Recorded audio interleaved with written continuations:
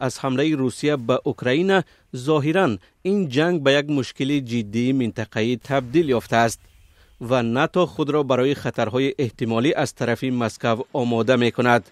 این پیمان نظامی این هفته بزرگترین تمرین خود را پس از زمان جنگ سرد با نام حامیان متین آغاز کرد. در ماه‌های آینده تقریباً 90,000 نظامی ناتو در سراسر اروپا در این رزمایش شرکت خواهند کرد. در آن از 50 کشتی بحری، 80 هواپیما و زیاده از 1000 ماشین جنگی استفاده خواهد شد.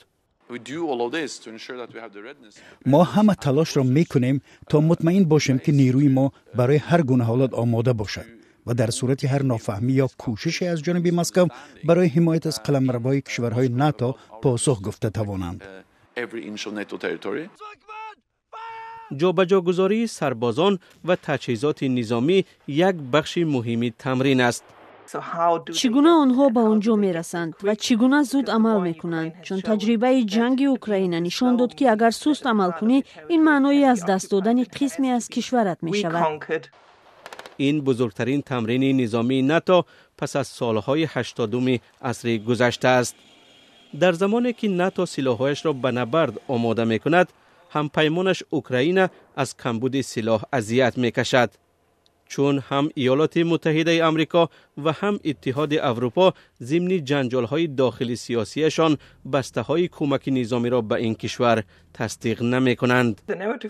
اوکراین چنین عقیده دارد که از ناتو حمایت دارند. اگر منطقی نگاه کنیم این یک عقیده درست است که اوکراین واقعا با روسیه مقابلیت دارد.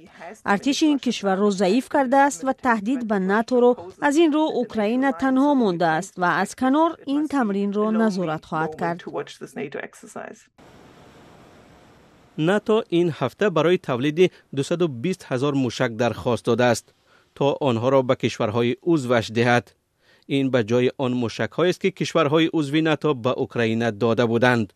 اما برای رسیدن این موشک‌ها 2 سال دیگر لازم است.